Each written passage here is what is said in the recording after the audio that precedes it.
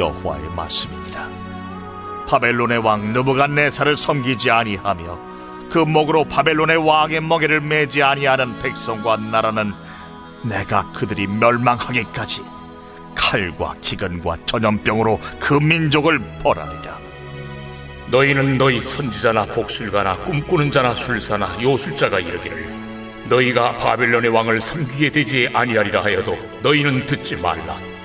그들은 너희에게 거짓을 예언하여 너희가 너희 땅에서 멀리 떠나게 하며 또 내가 너희를 몰아내게 하며 너희를 멸망하게 하느니라.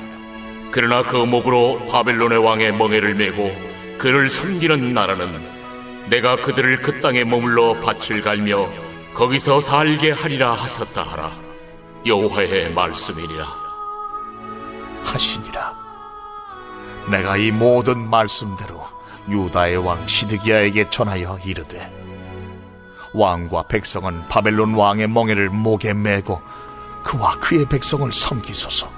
그리하면 사실이라. 어찌하여 당신과 당신의 백성이 여호와께서 바벨론의 왕을 섬기지 아니하는 나라에 대하여 하신 말씀과 같이 칼과 기근과 전염병에 죽으려 하나이까? 그러므로 당신들은 바벨론의 왕을 섬기게 되지 아니하리라 하는 선지자의 말을 듣지 마소서. 그들은 거짓을 예언함이니이다. 하나님은 결코 우리가 감당할 수 없는 시험은 허락하시지 않습니다. 그것은 하나님의 약속입니다. 즉 하나님은 우리가 감당할 수 없는 장소로 우리를 보내주시진 않습니다. 하나님은 우리가 감당할 수 없는 환경을 허락하시지 않으십니다. 지금 우리가 겪고 있는 개인적이고 공적인 모든 어려움들은 다 우리가 감당할 수 있기 때문에 하나님이 주신 것입니다. 하나님은 어떤 환경에서든지 우리가 신앙을 지킬 수 있는 힘을 주십니다. 이 다니엘과 이 세 친구들의 삶이 그것을 입증하고 있습니다. 다니엘은 자신의 의지와 상관없이 아무 준비 없이 바벨론의 포로로 끌려가게 됩니다. 하루아침에 부모와 형제들을 모두 잃게 됩니다. 나라와 민족이 빼앗기게 됩니다. 성전은 불에 타게 됩니다. 그리고 그는 유다의 아기들이 이 바위에 던져져서 처참하게 죽임당하는 장면들을 보게 됩니다. 그가 끌려간 이 바벨론은 우상 숭배의 온상이고 온갖 사탄을 숭배하는 문화 그리고 사탄의 학문의 진원지였습니다. 다니엘과 이 세 친구들이 아무리 하나님을 사랑했어도 아무리 신앙이 확고했어도 이런 환경 속에서 어떻게 신앙을 지킬 수 있을까요? 그것도 신앙을 지킬 뿐만 아니라 이들은 이 바벨론과 같은 너무나 힘들고 적대적인 환경 속에서도 그 중에서도 가장 힘든 이 정치계에서 인정을 받고 높은 자리에 올라가게 됩니다. 어떻게 가능했을까요? 그들은 자신들을 이곳에 보내신 하나님의 섭리와 하나님의 뜻을 믿었기 때문입니다. 하나님은 아무 이유 없이 그들을 그곳에 보내시지 않았다는 것을 알았습니다. 즉 하나님은 다니엘과 친구들을 통해서 하나님의 능력이 바벨론보다 훨씬 더 크고 강하다는 것을 보여주기를 원하셨던 것이죠. 그래서 오늘 저와 여러분이 이 부분에 대해서 더 말씀을 깊이 들여다보고자 합니다. 하나님의 자녀는 하나님을 거부하는 세속 문화 속에서 어떻게 살아야 할까요? 어떻게 우리는 이 세상 속에서 신앙을 지키면서도 동시에 인정을 받고 성공하는 삶을 살 수 있을까요? 여러분, 한 가지는 분명합니다. 우리가 하나님의 자녀로 사는 한, 빛의 자녀로 사는 한 분명히 갈등과 마찰은 있을 것이다. 우리 예수님은 분명히 말씀하십니다. 세상이 너희를 미워하면 너희보다 먼저 나를 미워한 줄을 알라. 우리가 이 세상에서 하나님의 말씀대로 사는 이상 갈등과 마찰을 피할 수 없다는 것이죠. 세상은 우리를 미워하게 되어 있습니다. 만일 기독교가 세속 문화와 어떠한 마찰, 어떠한 갈등도 일어나지 않는 상황이 된다면 그것은 기독교가 생명력을 잃어가고 있다는 증거일 뿐입니다. 그러므로 하나님의 자녀는 세속 문화 속에서 마찰과 갈등을 피할 수 있는가 없는가 보다는 어떤 갈등을 피해야 하고 어떤 갈등은 피할 수 없는지를 구분해야 됩니다. 즉 피해야 할 마찰 그리고 피할 수 없는 마찰을 찾아내는 것이죠. 어떤 갈등을 어떻게 피해야 하는가가 중요합니다. 불필요한 갈등은 무엇일까요? 하나님이 드러나지 않는, 예수님이 높임을 받지 않는 모든 갈등은 전부 다 불필요한 마찰 갈등입니다.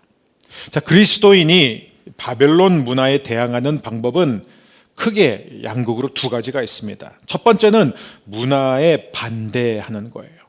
저항하는 태도를 갖는 것입니다. 이 문화의 잘못된 점들을 꾸준히 지적하는 것입니다. 비판하는 것입니다. 특별히 신앙의 자유, 신앙의 권리가 위협받을 때마다 우리는 분노하고 큰 소리로 외치고 하나님의 뜻을 쫓지 않는 탐욕으로 자신의 어젠다를 쫓는 부패하고 무능한 지도자들을 향해 손가락질하면서 심판을 외칠 수 있습니다. 즉 하나님을 대적하는 문화를 우리가 정죄하는 것이죠. 이 두 번째 방법은 문화를 수용하는 것입니다. 문화를 받아들이는 것이에요. 이것을 타협하는 신앙으로 또 보죠. 신앙은 반대하는 사람들의 집단이 아니라 수용하고 품고 사랑하는 그런 집단으로 비춰지기를 원하는 것입니다. 어떻게 해서든 이 문화에 녹아들기 위해서 노력하는 것이죠. 문화의 흐름에 함께 따라감으로 인해서 최대한 눈에 띄지 않고 낙인 찍히지 않고 모든 사람들과 평화롭게 살기 위해서 또 우리의 가정과 직장과 교회 평안을 지키기 위해서 이런 방법을 선택합니다. 그렇다면 하나님은 이 다니엘과 세 친구들에게 어떻게 말씀하셨을까요? 자, 이들에게 있어서 기준은 무엇일까요? 문화를 거부하도록 말씀하셨을까요? 아니면 문화를 수용하도록 말씀하셨을까요? 그럼 어떤 가이드라인을 주셨는지 우리가 오늘 함께 보기를 원합니다. 다니엘은 이 바벨론이라는 악한 제도와 악한 왕의 정권에서 어떻게 신앙을 지켰을까요? 그러면서도 어떻게 사회 정치의 영역에서 일치월장 승승장구하는 삶을 살 수 있을까요? 바벨론 문화를 거부하고 저항했을까요? 아니면은 바벨론 문화를 적극적으로 수용하고 거기에 따라갔을까요? 둘 다이면서 둘 다 아닙니다.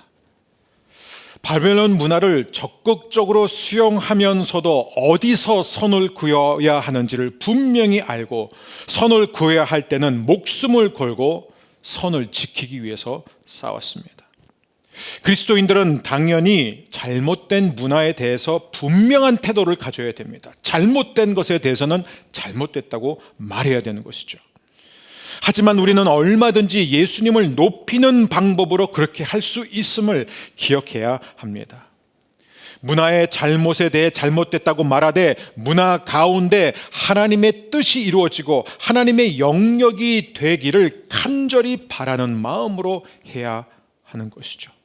문화 자체를 거부하는 것이 아니라 문화가 하나님의 통치의 영역이 되기를 위해서 힘쓰면서 해야 합니다. 하지만 다니엘과 이 친구들을 보면 사실은 문화를 수용한 모델에 더 가깝게 느껴집니다. 적어도 동료 유다 포로들의 입장에서 볼 때는 아마 그렇게 비춰졌을 겁니다. 예루살렘 유다에 남아있던 사람들은 끝까지 목숨 걸고 바벨론과 싸우고 있습니다. 그들이 싫은 사람들은 애굽으로 도망쳤습니다. 또 강제로 포로로 끌려간 사람들은 바벨론 강가에서 앉아서 울고 있고 탄식하고 있습니다. 그런데 다니엘과 세 친구들은 바벨론 왕궁에서 계속해서 잘 되고 있어요. 초고속 승진을 거듭하고 있습니다. 아마 유다 동료들이 볼 때는 그들은 결코 애국자도 아니었고 또 하나님을 사랑하는 신앙인도 아닌 것처럼 비춰질 수 있었을 것이에요. 다니엘과 친구들은 자신들을 사로잡아 억류한 이 바벨론 사람들과 악한 왕들을 열심히 섬겼습니다. 얼마나 열심히 잘 섬겼냐면 그들은 주어진 모든 일에 최선을 다했고 그 결과 계속해서 인정받고 계속해서 승진을 하게 됩니다. 승진을 거듭할수록 바벨론 안에서의 다니엘과 세 친구들의 영향력은 급상승하기 시작합니다. 그래서 결국 어디까지 가냐면 바벨론 왕 느부갓네살과 바사 왕 다리오도 모두 다 다니엘의 하나님만이 사시고 참되신 하나님이다라고 온 천하에 공포할 정도까지 갑니다. 어떻게 이런 기적이 일어났을까요? 다니엘과 친구들은 한마디로 하나님의 말씀에 순종하는 삶을 선택했습니다. 예레미야 27장 말씀을 우리가 오늘 함께 들었습니다. 예레미야 27장 말씀은 무엇을 말하고 있습니까? 하나님께서 너희는 거짓 선지자들의 말을 듣지 말라, 바벨론의 왕을 섬기지 말라는 그들의 거짓을 듣지 말라, 너희는 반드시 바벨론 왕 느부갓네살을 섬겨야 한다, 너희는 그의 멍에를 메어야 한다 라고 하나님은 분명히 말씀하십니다. 그리고 다니엘과 세 친구들은 예레미야를 통해 주신 하나님의 말씀을 그대로 믿고 그 말씀대로 느부갓네살의 멍에를 직접 메고 그를 섬겼다는 것이죠. 근데 우리가 한번 진지하게 생각해 봤으면 좋겠습니다. 과연 이런 다니엘과 친구들을 오늘날의 교회가 좋게 볼까? 현대판 다니엘이 등장한다면 과연 그를 우리가 믿음의 영웅이라고 말할 것인가? 아무도 그를 부정적으로 보는 시각이 더 많을 것입니다. 세상과 타협해서 높은 자리까지 오른 사람의 전형이라고 말할 것입니다. 원수들과 맞장구 치면서 그들의 정책을 따르는 것도 모자라서 앞장서서 그들의 정책을 실행하는 데 힘을 썼던 사람들, 배신자들. 다니엘과 친구들은 한평생 악한 정권과 왕들을 위해 일하고 섬기면서 일치월장한 기회주의자요 매국노로 비난받을 성이 더 클 것이라고 저는 생각합니다. 오늘날의 기독교는 세상 문화에 적극적으로 참여하는 것보다는 거리 두는 것을 선호하죠. 우리가 하나님 앞에서 순수한 신앙을 지키려면 불신 세상과의 접촉을 최소화하는 게 중요하다고 생각합니다.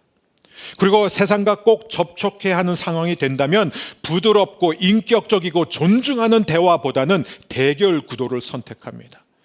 교회가 점점 더 문화적인 영향력을 상실해 가는 게 어쩌면 당연한 결과일지 모르겠습니다. 예수님은 저와 여러분의 정체성, 우리의 존재 목적에 대해서 아주 분명히 말씀하시죠. 너희는 세상의 빛이다. 너희는 세상의 모든 사람들로 하여금 살만 나게 하는 소금으로 부름을 받았다. 여러분, 빛이 보이려면 어떻게 해야 할까요? 당연히 어두운 곳에 들어가야 빛이 보입니다. 마태복음 5장 15절 16절에서 예수님은 설명을 이렇게 하십니다. 등불을 켜서 그릇으로 덮어둘 사람은 아무도 없다. 오히려 그것을 등잔대 위에 올려놓아 집안에 있는 모든 사람에게 비치게 하지 않겠느냐. 이와 같이 너희 빛을 사람들 앞에 비추게 하라. 그래서 사람들이 너의 착한 행실을 보고 하늘에 계신 너의 아버지를 찬양하게 하라. 여러분, 너무나 중요한 말씀입니다. 그리스도인들이 현대판 바벨론 문화에 영향력을 미치기 위해서는 전략을 바꿔야 된다는 것입니다. 불신자들을 피하거나 그들과의 접촉을 최소화하는 것이 아니라, 그들이 잘못할 때마다 비난하는 것이 아니라 다니엘과 친구들이 선택한 방법을 따라가야 됩니다. 다니엘과 친구들은 어디 있든지 어떤 자리에 오르든 하나님께서 일시적으로 권세의 자리에 앉힌 사람들을 섬겼습니다. 최선을 다해 섬겼습니다. 하나님이 느부갓네살에 대해서 뭐라고 말씀하셨죠? 예레미야서 27장 5절과 6절은 이렇게 기록하고 있습니다. 나는 내 큰 능력과 나의 쳐든 팔로 땅과 지상에 있는 사람과 짐승들을 만들고 내가 보기에 옳은 사람에게 그것을 주었노라. 이젠 내가 이 모든 땅을 내 종 바벨론의 왕 느부갓네살의 손에 주고, 여러분, 저는 이 말씀 읽을 때마다 깜짝 놀랍니다. 당황스럽습니다. 여러분, 느부갓네살은 누굽니까? 모든 이방 왕들 중에서도 가장 잔인하고 가장 폭력적이고 가장 악한 왕입니다. 자기가 하나님이라고 떠들었던 사람이에요. 그런데 하나님이 뭐라고 말씀하면 내가 보기에 옳은 사람이라는 거예요. 내가 보기에 옳은 사람. 이 하나님의 이 관점, 하나님의 시각이 어떻게 된 게 아닌가, 우리는 의심할 수밖에 없어요. 그를 내 종이라고 말합니다. 내 종이라고 말합니다. 이게 어떻게 가능할까요? 그 이유는 예레미야서에 자세히 나와 있습니다. 이스라엘과 유다 백성이 끊임없이 하나님께서 주신 순종의 멍에를 매지 않았기 때문에 하나님께서는 더 무거운 멍에를 지워줌으로써 그들로 하여금 순종을 배우도록 하기 위함이다. 사랑하는 여러분, 불순종의 결과는 항상 더 비참하고 무거운 멍에입니다. 다니엘과 친구들이 이방 왕들을 섬겼던 이유, 최선을 다해서 그들을 섬겼던 이유는 그들이 선했기 때문이 아니에요. 그들이 잘하고 있었기 때문이 아닙니다. 유다와 예루살렘을 위한 유익한 정책을 펼쳤기 때문이 아니에요. 자격이 있었기 때문이 아닙니다. 다니엘과 친구들이 그들을 섬겼던 이유는 오직 하나님의 말씀에 대한 순종 때문이었습니다. 여러분, 다니엘과 세 친구들 입장에서 보면요, 그들을 섬기지 않을 이유가 너무 많았습니다. 그들을 미워하고 원망하고 복수할 이유가 충분히 있었습니다. 바벨론의 이 잔인 무다음, 자신들의 자유를 박탈했고 이름까지 바꿨고 정체성을 빼앗았고 바벨론 학문으로 세뇌 교육을 시켰고 그들의 마지막 자존심, 마지막 미래 희망인 거세까지 행함으로써 남성다움과 가족에 대한 모든 꿈이 다 빼앗겼습니다.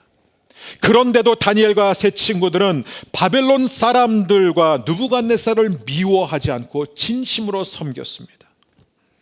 왜요? 하나님이 그렇게 하라고 하셨기 때문이에요. 너희는 바벨론의 왕을 섬기지 말라는 거짓 선지자들의 말을 듣지 말라. 그의 멍에를 메고 그를 섬기라. 내가 너희를 그곳에 둔 이유는 너희가 나의 증인이 되게 하기 위함이다. 여러분, 이 말씀을 우리가 몰라서 순종 못하는 게 아니라 알기 때문에 순종하기가 어려운 것입니다. 다니엘과 친구들은 모든 것이 빼앗긴 상황 속에서도 하나님의 말씀을 선택했습니다. 그리고 그들은 그냥 자신들의 이 운명을 수동적으로 받아들인 게 아니에요. 여기서 한번 시간을 떼어보자가 아니에요. 적극적으로 하나님의 뜻을 쫓았습니다. 그래서 다니엘과 세 친구들은요, 바벨론 학문을 열심히 배웠습니다. 그래서 최우등생으로 졸업했어요. 그리고 그들은 높은 자리에 올라가기 위해서 최선을 다해 일했습니다. 그리고 다니엘을 실제로 보면은 자신들의 친구들과 함께 높은 자리에 올라가기 위해서 느부갓네살에게 요청까지 합니다. 다니엘서 2장 49절을 보게 되면은 왕이 또 다니엘의 요구대로 사드락과 메삭과 아벳느고를 세워 바벨론 지방의 일을 다스리게 하였고 다니엘은 왕궁에 있었더라. 다니엘이 적극적으로 느부갓네살에게 찾아가서 이렇게 해주세요, 이런 자리에 앉혀주세요 요청까지 합니다. 이게 야망 때문에 그럴까요? 아니에요. 하나님의 말씀에 대한 순종이었습니다. 여러분, 믿는 사람은 불신 세상, 불신 문화와 거리 두기를 해서는 안 됩니다. 분명한 관계를 맺어야 됩니다. 이것이 얼마나 중요하면 사도 바울도 이 문제를 다루고 있습니다. 고린도전서 5장 우리 9절에서 11절 우리 3절을 현대인의 성경으로 함께 읽겠습니다. 내가 여러분에게 쓴 편지에 음란한 사람들과 사귀지 말라고 하였습니다. 이것은 이 세상에 음란한 사람들과 탐욕이 많은 사람들과 사기꾼과 우상 숭배자와 같은 불신자들을 전혀 대하지 말라는 것이 아닙니다. 만일 그렇게 하려면 여러분은 세상 밖으로 나가야 할 것입니다. 내가 말하는 것은 믿는다고 하면서도 음란한 짓을 하고 탐욕을 부리고 우상을 숭배하며 욕설을 입사하고 술 취하고 사기치는 사람들과 사귀지 말고 그런 사람들과는 음식도 같이 먹지 말라는 것입니다. 아멘, 아멘. 여러분, 지금 사도 바울이 이 고린도 전서가 첫 번째 편지가 아닙니다. 그 전에 이미 고린도 교회를 향해 편지를 한번 보냈습니다. 근데 그 편지에 있었던 내용 가운데 일부를 이 성도들이 지금 오해를 한 거예요. 사도 바울이 우리한테 음란한 사람들과 사귀지 말라고 했다. 탐욕으로 가득 차고 사기꾼, 우상숭배자, 불신자들과 전혀 사귀지 말라고 했다. 그래서 우리는 이제 더 이상 그들과 접촉해서는 안 된다. 그들과 사업해서도 안 된다. 그들과 같이 어떤 사교 모임에 들어서도 안 된다. 이걸 말하고 있었어요. 그래서 사도 바울이 이 사실을 알게 되자 다시 이 편지를 쓰면서 그 부분에 대해서 지금 명확하게 하고자 하는 것이에요. 나는 여러분들에게 음란한 사람들과 사귀지 말라고 한 게 아닙니다. 제가 여러분에게 지난번 편지에서 부탁한 것은 자기가 하나님을 믿는다고 말하면서요. 자기가 하나님의 자녀라고 말하면서 그게 바로 11절이에요. 크리스찬이라고 말하면서도 계속해서 음란한 짓을 하고 탐욕을 부리고 우상 숭배하고 욕설을 일삼고 술 취하고 사기치는 사람들과 사귀지 말라. 무슨 말입니까? 거짓 신자들과 접촉하지 말라는 거예요. 만일 우리가 정말 하나님을 모르는 불신 세상, 불신 문화와 접촉을 피하려면 우리는 세상 밖으로 나가야 한다고 사도 바울은 말하고 있습니다. 여러분, 저와 여러분은 세상 속으로 들어가도록 부름을 받았습니다. 사도 바울이 평생 헌신한 게 바로 그거예요.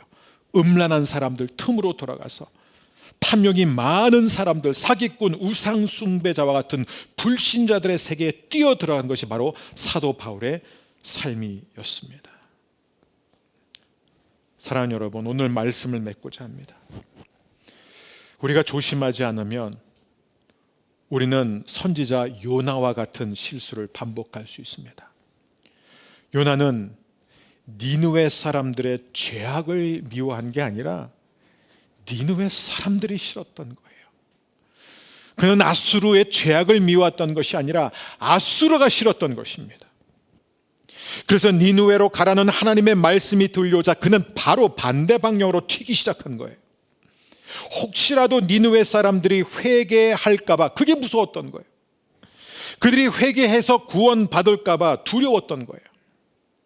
왜냐하면 선지자 요나가 바랬던 것은 니느웨 사람들의 구원이 아니라 니느웨 사람들이 망해버리는 것입니다. 여러분, 어떻게 됐죠? 결국 니느웨 사람들은 회개했습니다. 요나는 그 소식을 듣고도 믿지 못해서 산 위에 올라가서 그 도시를 바라보면서 며칠을 기다립니다. 그 회개 분명히 오래가지 않을 거야. 겉으로 그냥 괜히 힘드니까 심판이 두려워서 한 회개야. 그랬더니 아무리 지켜봐도 이 회개가 진실된 회개임이 드러났습니다. 그래서 하나님께서 어떻게 하시죠? 40일 후에 내리실 심판을 거두어 가십니다.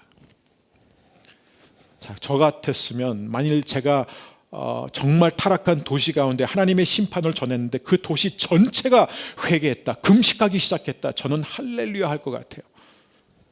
근데 요나는 어떻게 합니까? 화가 났어요. 이 성경을 원어로 읽으면 무지무지 화가 났습니다. 얼마나 화가 났는지 몰라요. 그리고 하나님을 향해 원망합니다. 이 원망이 극에 달할 때 어떻게 되는 줄 아세요? 죽고 싶은 거예요. 그래서 하나님 앞에 기도하면 나를 데려가 달라, 내 목숨을 취해가 달라. 그런 사람이 성경에 2명 있죠. 엘리야하고 바로 이 요나입니다. 죽고 싶었던 거예요. 니느웨 사람들이 회개하고 구원받는 것을 보느니 차라리 내가 죽는 게 낫겠다. 자살 충동을 느낍니다. 근데 어떤 사람들은요, 요나가 하나님에 대해서 너무나 몰랐기 때문에 이런 실수를 했다라고 말합니다. 아니에요. 요나가 이렇게까지 화가 나고 요나가 이렇게까지 받아들일 수 없었던 이유는 요나는 누구보다도 하나님이 어떤 분인지를 잘 알았기 때문이에요. 그래서 이렇게 반응한 거예요. 요나서 4장 1절 2절 말씀, 요나가 매우 싫어하고 성내며 여호와께 기도하여 이르되 여호와여 내가 고국에 있을 때 이러하겠다고 말씀하지 아니하였나이까. 그러므로 내가 빨리 다시스로 도망하였사오니 주께서는 은혜로우시며 자비로우시며 노하기를 더디하시며 이내가 크시사 뜻을 돌이켜 재앙을 내리지 아니하시는 하나님이신 줄을 내가 알았음이니이다 이거예요. 나는 하나님이 그렇게 할 줄 알았다는 거예요. 나는 하나님이 얼마나 은혜로운 분인지 알고, 나는 하나님이 얼마나 자비로운 분인지 알고, 나는 하나님이 얼마나 노하기를 더디하는 분인지를 알고, 나는 하나님이 얼마나 인애가 크신 분인지 알기 때문에, 나는 하나님이 인간이 죄악을 회개하기만 하면 뜻을 돌이키는 분임을 알기 때문에 그래서 내가 도망했습니다 라고 말합니다. 사랑하는 여러분,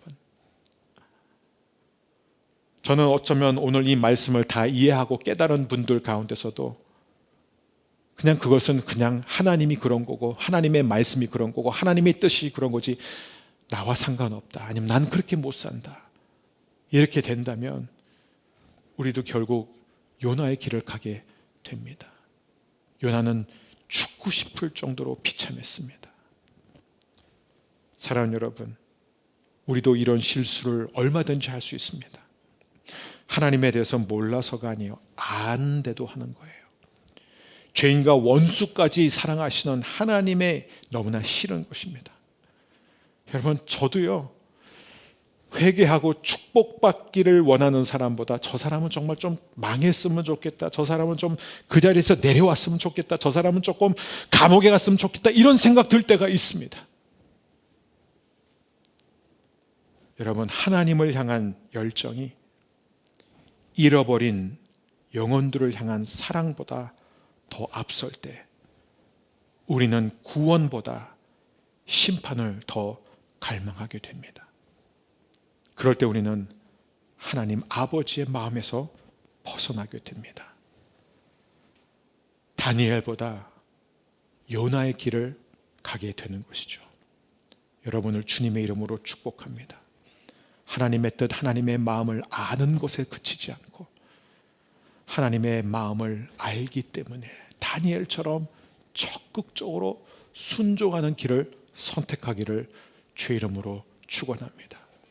저주하고 분노하고 비난하고 큰 소리로 심판을 외치는 사람들이 아니라 우리 교회 모든 성도님들은 다 알면서도 다니엘과 세 친구들처럼 사랑하고 섬기며 축복하는 하나님의 거룩한 백성으로 일어날 때 하나님께서 친히 다스리실 줄 믿습니다.